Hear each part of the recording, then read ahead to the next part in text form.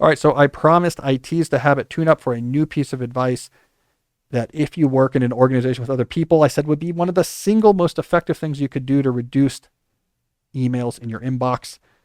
So here it is. I call it Docket Clearing Meetings. This is a phrase I'm stealing shamelessly from the Judge John Hodgman podcast. They have the docket clearing episodes where they go through a bunch of cases. It's a judicial term where a judge has a bunch of cases on their docket that they want to get through real quick. Your team, whatever team you work with in your knowledge work office organization, consider once or twice a week having a regularly scheduled docket clearing meeting. Here is how this meeting works. At all times, there is a shared document accessible by everyone in your team. As tasks or questions come up that's relevant for the team, someone here needs to work on this. We need to look into updating the website. We have a client visit coming up. We need to, start the process for getting our next quarterly reports running. Anything that comes up, here's a new obligation or question that someone or some subset of people on the team have to work on. You put it on the shared doc. And when you get to the docket clearing meeting, you go through that shared doc all together. So you're all there in the same room or on the same Zoom conference if it's a distributed remote company, and you go through the things one by one. Okay, this thing here. Is this important? Okay, who's going to do it? What do we need? Can we just do it right now? Is it quick? Someone just do it. Oh, you're going to handle it. So what information do you need from who? Okay, and when are they going to get that to you? What form? Let's write this down in the shared doc so we have a record of it. Great. Next. And you go through each of these things and you resolve the questions, assign to work, do the small things right away. And people come out of the docket clearing meeting, you've cleared a lot of this work off your team's plate, and the stuff that remains has been clarified. That discussion, couple minutes of discussion that each task gets rid of the need to have all these ambiguous back and forth emails. You're playing obligation hot potato for a while until it gets urgent. You're not quite sure what's going to happen. It allows you to just execute the work. If you have a docket clearing meeting for 30 minutes twice a week, small footprint, 30 minutes twice a week, same time, your whole team, you will reduce the number of emails each team member receives in their inbox by a factor of 3 or 4. And not only will you reduce the number of emails by a big factor, but the type of email you're taking out of their inbox by having these meetings are the type that are the worst. The ambiguous back and forth, the conversations, the can you deal with this? And you don't even know what that means. The stuff that really gives you the indigestion. The stuff that causes the anxiety. So it is an incredibly effective tool. If you work in any sort of team, you should have docket clearing meetings. So there is my new piece of advice. I like it. That's actually in Slow Productivity. I'm working on the book. And so I have these principles.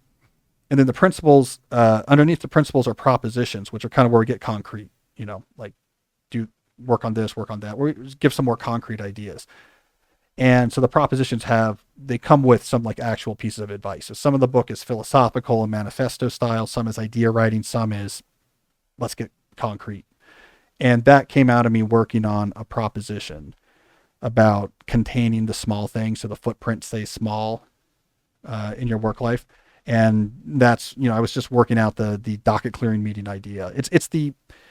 I presented in the book as the team counterpart to office hours for the individual. So, as you know, I'm a huge believer of you should have office hours 3 times a week.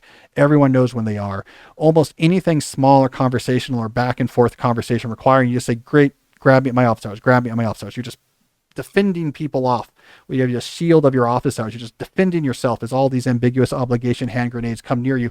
You just knock them all away and just make everyone come. Every day there's 30 minutes. They can always come and find you.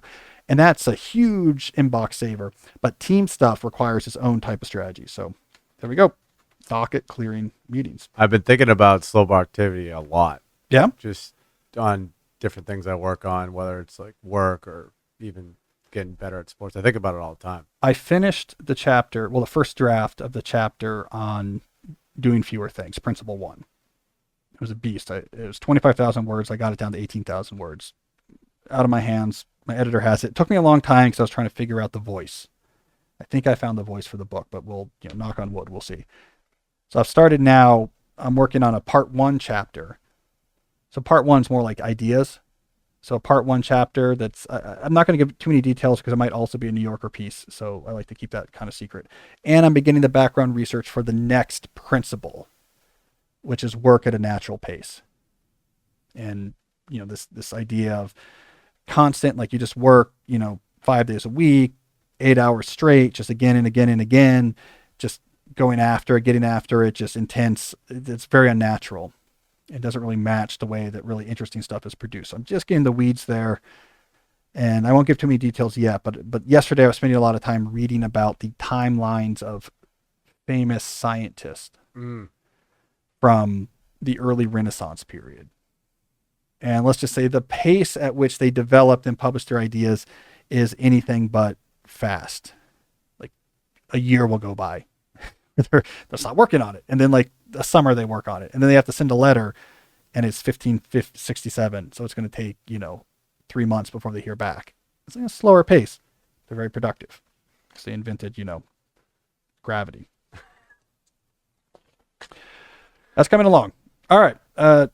Speaking of, I don't know how I'm going to make this transition land. You've had a lot of really good analogies today. Yeah, I'm trying to transition to sponsors. I'm still thinking about the dragon going over the wall. Yeah. It'd be better if I knew the name of that character from Game of Thrones. I wish I knew it too. It's not Cersei Lannister is the person in power, the wife of the Joffrey. They're the people in power. The Queen of the Dragons. I don't know. I don't know the show. The only thing I know about the show is someone sent me a clip, which I really enjoyed. I guess there was an episode in the last season where it's this dragon woman and they're in a tavern and it's, I don't know, dwarves and swords and stuff. And someone left a Starbucks cup in there and it made it into the show. And it's fantastic. They're in this tavern and they're all in there and there's just a Starbucks cup sitting on the table. I appreciated that.